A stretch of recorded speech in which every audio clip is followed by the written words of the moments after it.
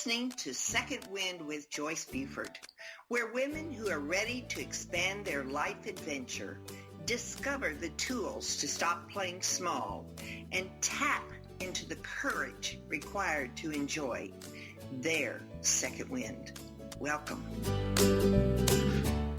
Good morning, good afternoon, good night, whenever you are listening to this podcast. It's always great to have you here on Second Wind. Second Wind with Joyce. And it's a pleasure that I know you're out there listening.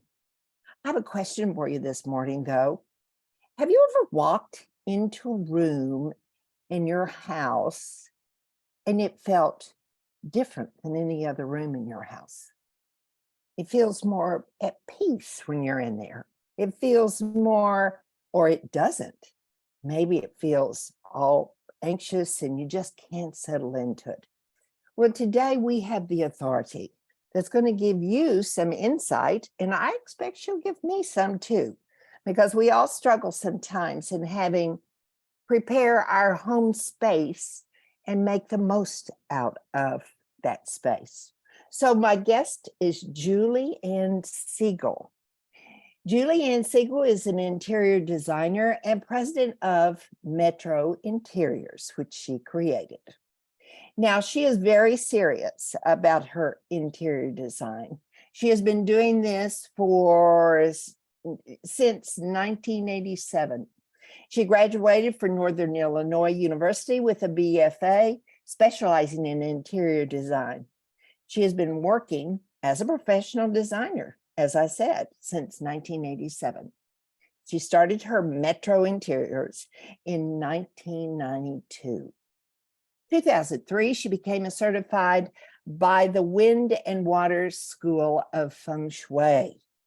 Now, this may be a new word for you, or it may not. But I tell you, I think it's fascinating what it does and how she's going to tell us about the reason for bringing and becoming more knowledgeable about feng shui. Now, she lives in Minnesota, and she's a speaker and has brought her skills to the stage in many different, with many different companies, such as KitchenAid at Ridgefield, Minnesota stores, new appliance display. She's just fascinating. She shared with me yesterday one of these major, huge 2 apartment buildings she is doing. So maybe she'll share a few insight from there. But in her spare time, let me tell you in her spare time, Ann is the proud mother of 4 adult children. Correct, Ann? They're correct. Adult? Yes. And resides in Minneapolis area. But she also is a dedicated runner, practices yoga, and delights in travel adventure. She's passionate about art and explores that, as well as music as another art form. So welcome, Ann. This has been great. I'm excited. Thank you, Joyce. It's good to be here. Well, you mentioned 2 things down here that it just makes me chill, because clutter is always in my way. It really is. And I don't like it. And I can feel the difference when I get rid of that clutter. I swear I can. It raises the vibrations in a room, is what we want to do in any room. And so you'd also talk about putting intention into your space using the feng shui Bagua. Tools and the 5 elements. So I'm excited to learn more of that, because I don't know that. But how did you get in feng shui? What really pushed you or directed you toward the feng shui method? I think about first of all, starting out when I was a kid, I would rearrange my room until it felt right.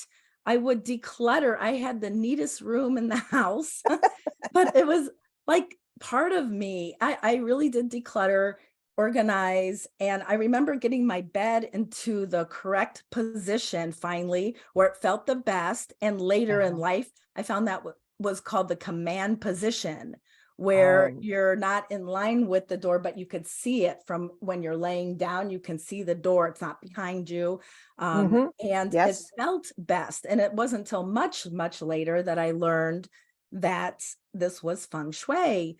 So in the late 90s, my teacher, Carol Hyder, had brought feng shui to the Midwest. And I went to hear her speak one night, and it just like made so much sense. It just was supposed to be, I tell people, think about what they did when they were kids, because that will give them a clue of what they should be doing in their life. Mhm. And that was really true. So I went to feng shui school after that. I tried teaching it before going to feng shui school, and then I realized I need to get trained. So I got Amazing how much trained. easier. Exactly. It made it Yeah. much easier. I got trained, and I really went for my own self. Like, I was starting to think that I was going to need to go through a divorce, which I did go Mhm. through. And I needed some help in my life, some more tools. But after I graduated from feng shui school, it just made so much sense to bring it right into my business. I was doing it at Mhm. some level, but now I had the real tools to use and brought it up to a whole nother level and incorporated it into my business. And it was a really good thing. It kind of separated me out from other interior designers and gave me a Mhm. specialty.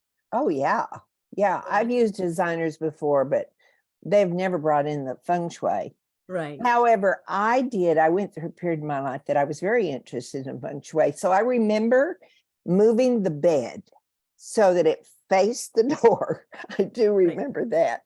You So just you shared can with see the us. door. Yeah, Right. yeah, Right. yes, Makes a yeah. difference, especially with kids. If their bed isn't in the correct position, yeah, Mhm. they will not feel as safe. And Ah, so it's important to get into the that position of the command position. You can read about that in my book. Talks a lot about that too. yes. Tell us about your book. Well, What I just got the hard copy yesterday, so I was really excited to get the first book. It's called Change Your Space to Change Your Life. And uh-huh. it's a great book for people just trying to, the general public really, to understand what feng shui is and how to use it in your space. And it's a lot of very practical things. And there's some things that might be a little more mystical, but if you understand them and use them, you'll see that it's really just working with your own truth and finding out who you really are and living Mhm, in integrity of in your space, bringing you into your space, which will make mhm. you feel more comfortable and also help your life flow more easily and freely. Mm. Now, I dealt, as I said earlier, I've dealt with clutter. I get the energy thing, but it doesn't prevent me from going through it again, as frustrating as it is. And I've just done that again. And it's Right. it's it is amazing It's amazing how the right. energy in a room changes, your whole personality changes, actually, you're, like, Right. lifted. Well, right. Let's talk about what is clutter so people know. So I have it in four different areas. There's things you do not use or love would be clutter. So you Yeah. want to have happy, joyous, and positive things that you associate with that in your space, because that will bring your happiness and joy up. Mhm, Things that are untidy or disorganized would be considered clutter. When there's too much in a space, like a small space, you have too many items, you can feel constricted in your life, which can mhm, also cause havoc in your body. Your body can constrict and have health issues. There's a lot oh, of things clutter can affect you with. Such as can depress you. You can put your life on hold because you don't want to have anybody over because your house is a mess. It's also mhm, anything unfinished, like physical, emotional, mental, or spiritual. For example, I always give the example of the knitting project you started 5 years ago that's up in the closet and you never finished it. So either decide to finish it or let it go. So even mhm, if it's in a closet, basement, hidden, it's still in your possession and subconsciously you're hanging on to it. When you let go of things, it frees you up for, things that really matter. It gives you more space for mhm, things and new things to come in. mhm. Is it really important? I'm thinking of a needlepoint rug that I did many years ago, and it's partially finished. But at that time, I loved needle pointing, and I've just gotten away. But still, because it's still in that little basket over there underneath my table, Right. it's still speaking to me. Is that what you're saying? Exactly. So what are you gonna do? Well, I guess I need to do some needlepoint. Needlepoint. Yeah, Yeah. get it out and do it. She decided to Mhm, do it. Um, One thing that decluttering is a lot like losing weight and having to keep it off. So you have mhm, to put tools into place on how you're going to keep, not let the clutter build up. And, every weekend I give myself a little project. I mean, I'm pretty decluttered, but things, start to add up and I want to let go because I love the feeling of feeling free. When you declutter, it just feels so good. Just, I want everyone to think of like a junk drawer and you mhm, take everything out and then get mhm, rid of all the things you don't need, throw them away, give them away, whatever it is, donate them, and just put only the things that you use and love back in that drawer. Maybe you put a drawer organizer so it's nice and neat. And mhm, just think how that feels. Like when mhm, you're done just with that one drawer, to me, it's mhm. like a fresh of just like a breath of fresh spring air every time I do that. But what if Mhm. your whole house could feel that way? You Yeah. know, it's just, so I Yeah, like that feeling and I keep up on that. right. And want to help others to do the same. And so they can flow through life easier. Mhm. I just want to go back and pick up something that I thought of when you started saying you could feel the energy at a very young age. Hmm. And that that's kind of unusual, I think, that you at a young age you begin feeling that. Um, I, how does that happen that it for all That of it, it affects us at different times? And it isn't I think about that too, like why I was like that and felt Mhm. that. And maybe I'm an empath, like there's more people that are empathic, and Uh-huh. that's me. And I think Mhm. everything affected me and how I felt. So I was just aware of it. I started my spiritual journey really when I was about 14 years old, Mhm. which was kind of young, I think, reading Yeah. Louise Hay books and Yes. all kinds of interesting Shakti Gawain, if you know her Uh-huh. books. But Yeah. Yeah. yeah, I Yeah. just was felt the energy, and everyone has that ability to do that, but mine was heightened, and you can develop that Yeah. I by think that's becoming right. more aware and conscious. Yeah. I really think that was a blessing for you because so many people today struggle with feeling. They they can't feel who they are. And it Right, actually takes some work to right. you say work, it could be study or some way of going in. But how do you what are the principles of feng shui? So, the first one is everything is energy and everything is connected.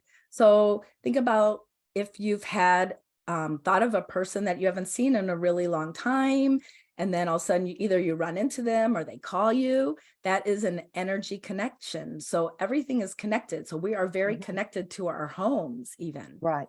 Yeah. Um, your space is a reflection of your life. Therefore, Mhm. you can change your space to change your life. But if your external environment is not in sync with who you are, or if it's unbalanced or cluttered, it can cause havoc in your life. Mhm. Um, Also, space should be organized as it is in nature, so it should flow. Mhm. Then there's a couple more principles. One is clutter causes confusion. Have you ever felt that it was chaotic in your office and realized that you internally felt chaotic as well? Mhm. It's kind of Mhm. goes hand in hand. Mhm. And also your desires allows your intentions to come forth. So it's really important to get clarity on what it is that you want to have happen, because you can put that intention into your home. And one of the Mhm. tools that you can read about in my book is the feng shui bagua, to Yeah, if you what want is more that? wealth or want more creativity or more better health, you can actually do I won't call it a ritual, but kind of like that, to place an object with intention, um, to to create what you want to have happen in your life. Now, is that sort of like preparing an altar for that to happen? No, not necessarily. For example, say you want to boost your wealth. A lot of people want to boost their wealth. So if you, what the feng shui bagua is a map or grid divided into 9 spaces that you lay over your floor plan, and each area corresponds to a specific area of your life. So you can set up your home by placing specific objects in these areas to attract what you want. And each area, so the wealth area has is associated with the color purple. And there's a different element, the wood element you can add. But say you just add something purple, doesn't mean you have to paint that room or area purple. If it makes sense, you can. Or maybe it's a piece of artwork that has purple in it. You can put that in that space for, that would be your, and with your intention. You have to have the intention. And when you place it, you have to feel as if it already happened. And then there's something called the 3 secrets of reinforcement that we do to actually set everything in place. So you could just let it go. So you put your intention with an object, use the bagua to get the color element. And there's other ways, there's other tools you can use too, such as crystals and mirrors and different things like that. But you place the object with your intention, say these, go through this little ritual, and then let it go and watch what happens. And just not get, you got to think of the end result, but not worry about how you're going to get there. Right. Kind of let the universe take over. So is all of that information in your new book? Yes. And yes, absolutely. Oh, good. And there's different, grids and everything to help you understand how to lay that out. Right. Yeah. So can we get your book now? Can we order it on Amazon or what? At Amazon, Barnes and Noble, my publisher, Llewellyn, you can order it. The release date is July 8th, but I know I just got a copy the other day. So I don't know if they'll be earlier than that, but they're supposed to at least ship by July 8th. So you could just pre-order it and it'll go out soon. Oh, on Amazon, you mean? Amazon or Barnes and Noble, sure. Yeah. Yep. Oh, I always think of Amazon. I don't think of Barnes and Noble. Yeah. It's easy, right? It's been here longer. Exactly. It'll be in bookstores too. Yeah. So now, Tim, I want them to understand how big your projects are that you work on and how you've melded your feng shui into your business. Right. And how did you do that? I understand why you would want to do that, but how do you make that work for you? Well, when I'm working with a big corporation and doing larger buildings, like I do a lot of multi-housing apartment buildings. So they're not asking me to put intention really into it, but I'm looking at the people who live there and how they're going to use the space. And I want them to feel good. Right now, one of the projects is a senior apartment building.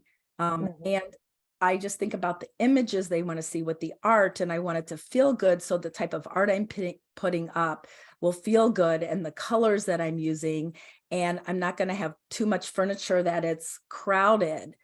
I want to be able to get into seating areas very easily, so there's nothing blocking them. So I'm looking at a lot of different things with a feng shui eyes, and people will hire me even if they don't want to go deeply into feng shui, but they know I'm going to create a more peaceful environment that feels good. And I work with the energy, like with elements. So there's 5 elements in feng shui. That's water, wood, fire, metal, and earth. And they all have different energies to them. And so when you balance those energies in a space, then people will feel more balanced in a space. So I always try to do that. Like, think about a room. Some people will put a beautiful white room and everything. There's different textures. Everything's white. Maybe have a little bit of brown or whatever, but that's not a very balanced room. It may look pretty, but if you go spend time in a room like that, I don't think you're going to feel good. Right. So I work with the color and the energies and balance them in a space. if someone wants to hire me, like I do a lot of residential homes and want to really put feng shui, then they're going to have to talk to me more about their life and what they want to make changes in, so we can really put intention into that space Mm-hmm. and do it in a very beautiful way. Mm-hmm. This question just popped in my mind. Uh, if somebody has, and so many couples have gone through divorce, if there is a fear that's created from the divorce, can you correct that with a color or a position of something in feng shui? Or how So would if that work? if someone's, are you asking if someone went through a divorce? Uh-huh. So I went through a divorce Mm-hmm. 14 years ago. Yeah. And if anyone's, ever gone through one, it could be very frustrating and, Mm-hmm. financially and emotionally. And I was Yeah. no exception. Right. And so I needed to find a space that would support me in those areas. So I looked at the layouts of spaces, and Oh, you can have, remember when I said about the feng shui bagua laying it out? Not yeah. every space, not every home is perfectly square. So Right. sometimes there's what's called extensions, which are little blessings. So when Oh. I found my apartment, it had an extension in wealth. And Mm-hmm. I did not even have any money for furniture. I gave everything to my ex-husband because I wanted to start fresh. So I Uh-huh. think starting fresh, not bringing those items with you, is Yes. going to help you tremendously. And even Mm-hmm. though it was harder financially, I was going to have faith, use my feng shui. Mm-hmm. And what happened that year, I moved in to my new apartment. My business quadrupled. Really? Yes, and was able to let go of the fear. Mm-hmm. Maybe the divorce or the marriage was ever pulling me down. Maybe that was part of it, but I also did Mm-hmm. my feng shui, and the furniture all came within a year. I was able to Mm-hmm. get all the pieces I wanted and keep Right. going. So a Yeah. lot of really good things happen, and I just stayed positive. Uh, Mm-hmm.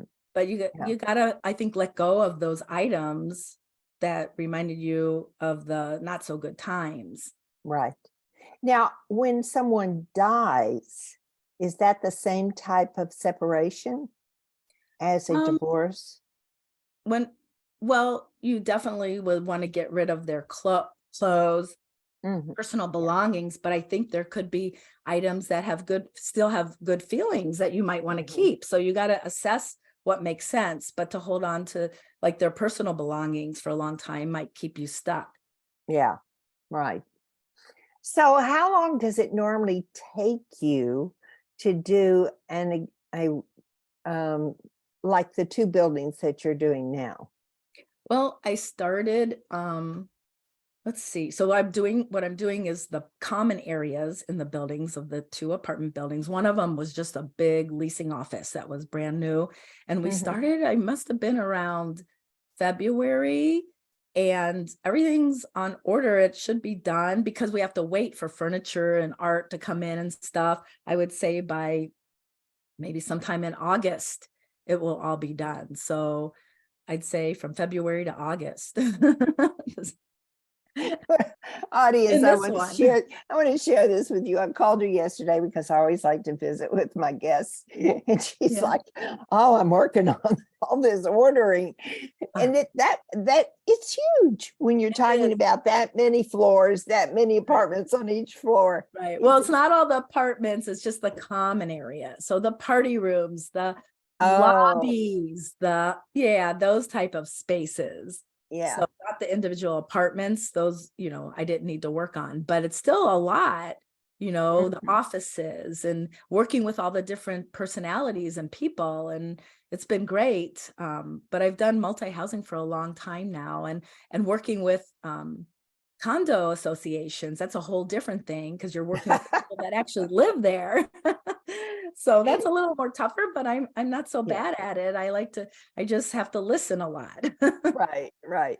There's always these neighborhood issues that come up if you live in a small neighborhood, a street, or a community. There's Right. always something that comes up in that type of living.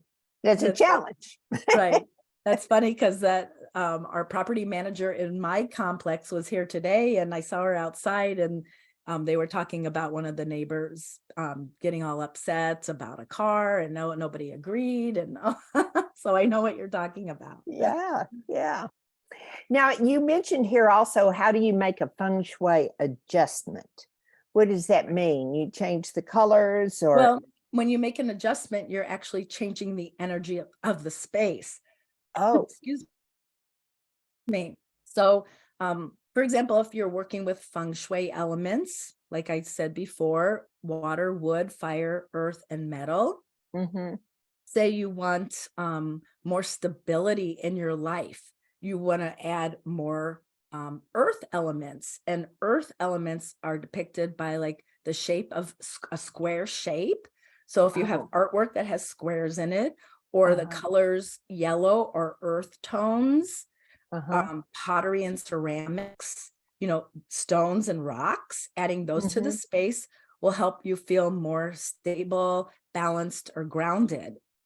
And mm-hmm, then each element has different energies to it. So you can work that way by adjusting the space.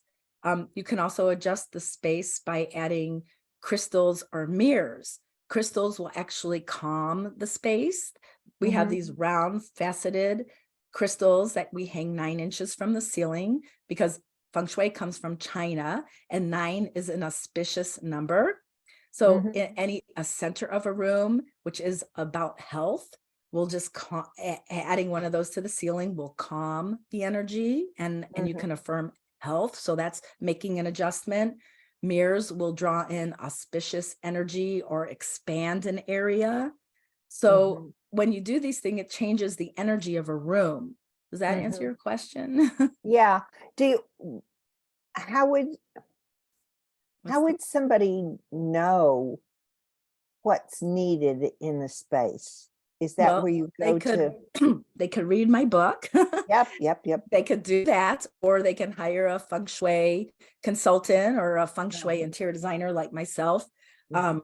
to go through, talk about what's happening in their life and what they might need to change and add to their Oh, space okay. to So change the you energy. do work from distances. I can do, yes, either I travel, or I do have on my website, there's a couple different options for virtual consultations as well. Mhm, mhm. Yeah. Give people ideas. Yes, I could see you walking around, she Mhm. walking around with a Mac or whatever, showing you pictures of their space. Right, right. We can do that. But I also have a where they fill out these forms, and then I make a little video for them on ideas based on the information they gave me. Oh, that's So I've good. done that too. Yeah, and I'll send Yeah, them the little video. yeah. So do you do that very much? Do consultations with distance, involving Well, distance? I do more, my bigger projects are right here in Minnesota, but Right. I've worked in California and other places, Florida, and have been taken to places in the past. Mhm. And then the virtual ones, I was doing more of that during 2020, During but now COVID? I'm back to working out in the field more right Uh-huh, here in the Minneapolis, uh-huh, St. Paul area. uh-huh. You live in a lovely area. As I shared with you, I have a niece that's up Yes, there, right. and it's really a nice area. Right. There are In the parks summer, the spring, in the summer, and summer. fall. Yeah. Yeah, we were there in the summer Yes. You don't want to come for in a the wedding. winter. No, little cold, little cold. So the last question I'm going to ask you on this is, what are some of the elements that make a room not just look good, but feel good too? Right. Well, that's where, like I said, balancing the elements that we talked Yep. about, having them balanced. Uh-huh. Um, and yeah, you don't want to have just like an all white room. You can Mm. also work with yin and yang energies. So yin energy is more feminine energy. It's curves, darker colors, things that are more Mm. feminine, and yang energy is more masculine, um, Mhm. more geometric shapes and Mhm. bolder colors. And when you balance those two, it will also help a space feel better, where you just don't have it too masculine or too feminine. I mean, sometimes maybe you want to go a little more on either side, but to have some, balancing those energies will make it feel best. Right. Yeah. Well, I know you have a website, so would you like to share that with Sure. you have a business, personal and a business, of most of the ways people can get in touch with you. Which Right. do you prefer? Business? Business to Get in yes, touch. get in Yeah. touch. Yeah, and it's metrointeriors.com is my website. Mhm. Also, I want to mention that there's a book page on there. And because I couldn't have colored photos in my book, you could click on the book page. I have different chapters listed, and you could click on the chapter and see some of the photos of maybe the spaces I talked about in the book. So you can see the Oh, before and afters. So uh-huh. kind of fun if you read the book and go onto that page and look that up. Mhm. Yeah. Do you do many speaking engagements? I know you mentioned in the description that you did the KitchenAid and the Best Buy. Best That Buy is was going out of business. Yeah, that was a long time ago, but I have been asked to speak quite a bit over the years, and that kind of slowed down in 2020, and now it's Mhm. starting to gear up again and do more speaking and teaching. I Mhm. also teach vision board class. Oh, I So, love vision yeah, boards. I teach, and Yes. I have one in the Plymouth Community Center in August, and it's a Uh-huh. beautiful center here in the Minnesota area. You could just Mhm. go on their website if anyone's listening from here and want to join my class. I think it's August 26th on a Saturday morning, and everyone will make a vision board and get clear. We're going to get clarity on what it is you want, because that's sometimes the first step, that people want things, but they're not Mhm. clear. So Mhm. we're going to get clear. And we also put up images of what they want their homes to feel and look like as well. Ah, Yep. yeah. So So how do you don't would you melt? You don't use feng shui and the vision board. That's two separate. two Or do separate you things, use but they them? are there. It's just another tool. So Yep. in my book, I talk about other tools that have really helped me. Mhm. But the part I want them to put on their vision board what their life, what they want it to feel like, what their life is going to be, but also think about, I talk a little about in my class, so they can think about what their home feels like, and cut out pictures Mhm. about their home so they can get the feel that they want and have it Yes. happen. Because when you put things on a vision board, it's very powerful. Mhm. I've had a lot of amazing things happen. Everybody loves a vision board. They do. Right. I've never had somebody be cranky and walk out of a vision board. Bored.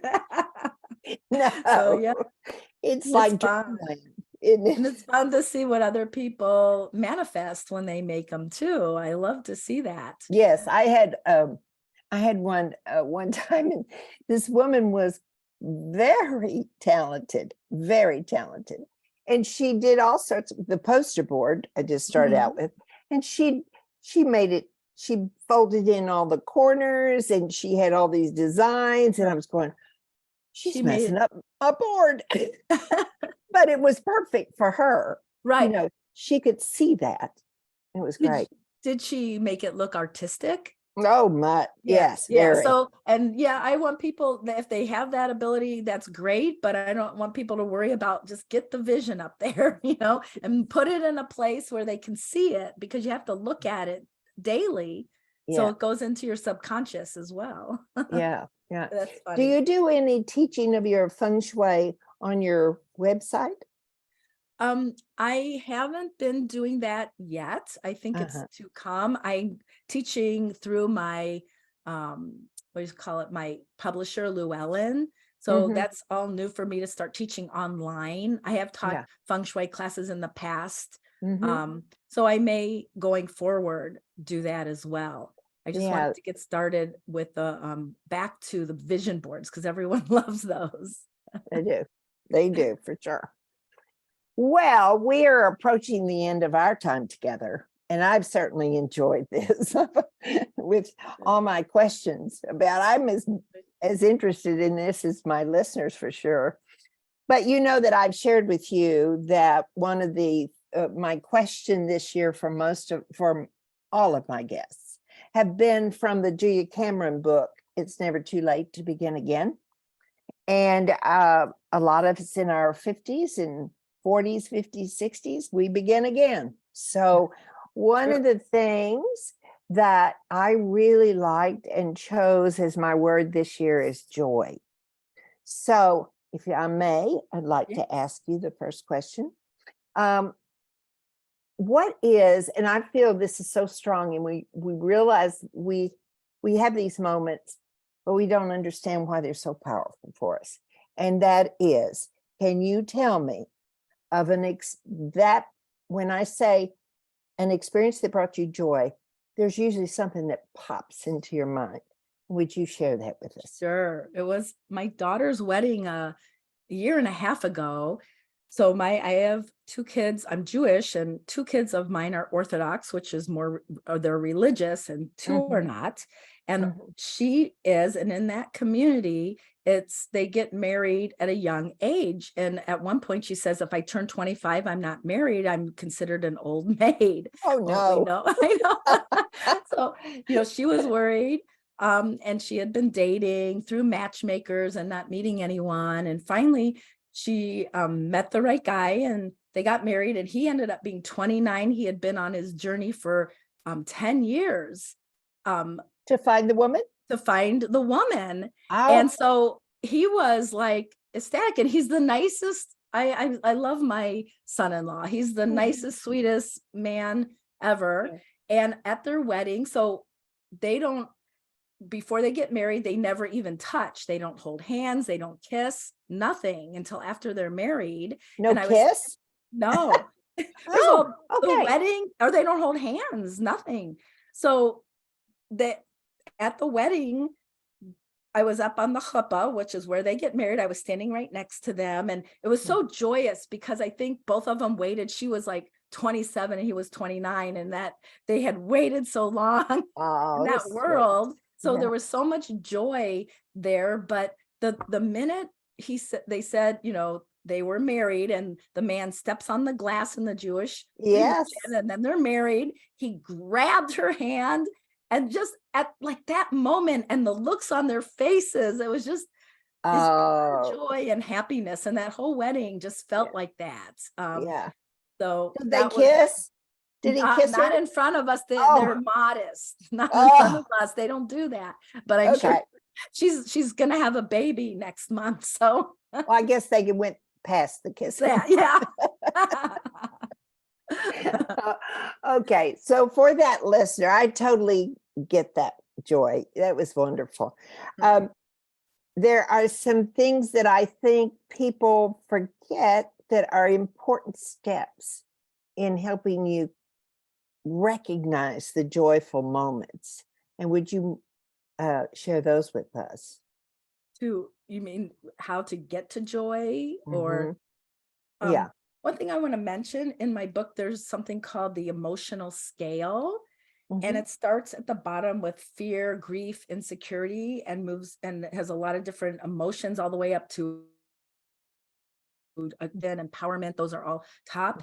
And so when you feel the lower energies, you can't go from these lower energies all the way up to joy right away. But if you can reach for a better feeling thought, that brings you to a better, up the emotional scale. And you can find this in the emotional scale in my book. You can also probably Google it and find it.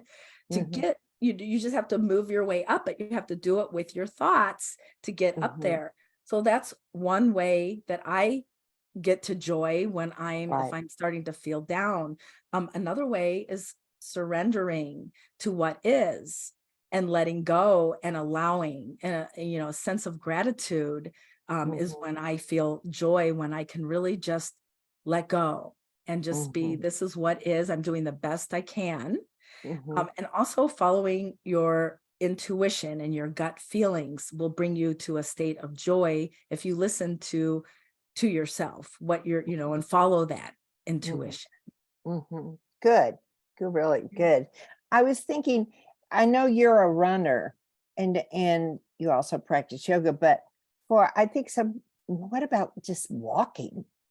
Yes. walking. Oh, I walk, because I'm getting older and I Yeah. have some disc issues.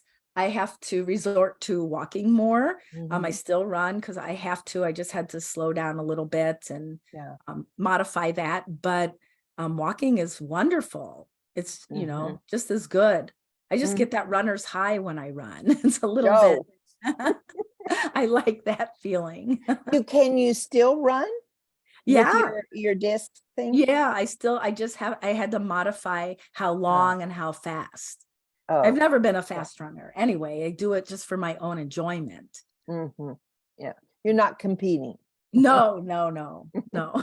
Although one of my clients is an Olympic star runner. So Oh gosh. yeah, I'm nowhere near that, but she gives me tips here and there. I don't, I'm not I'm wanted to share that I do walk my dog, but I walk my dog. That's the whole reason I'm Well, walking for my walking dog. for your dog. But there are some guys that do run, one or two girls do, but there is some people are beautiful runners. You know what I Right. mean? The Yes. steps, the way they The way they're dressed. well, yeah, Sometimes. yeah. I'm covered up from head to toe. They have no shirt on. So, Right. No, I can't go that far. no, we can't. But I've noticed that there are some people that are really beautiful runners. You know what I Right. mean? I do The know what you the mean. way they do their stride and it's just Yes. beautiful. I know exactly what you mean. Yeah. Totally. I So know, and I want to say you are a beautiful runner, but I don't dare. So anyway, Julianne, this has been so much fun for me. Did I change your name? No, please. Nope, that was correct. Good. Um, so anyway, thank you so much for coming on Second Wind. Well, And thank you. yeah, it was wonderful. If you'll give me a minute, I'm going to say goodbye to my listeners and then I'll be back with you. Okay. So, dear listeners, your message today, you know how I always like to share a message with you.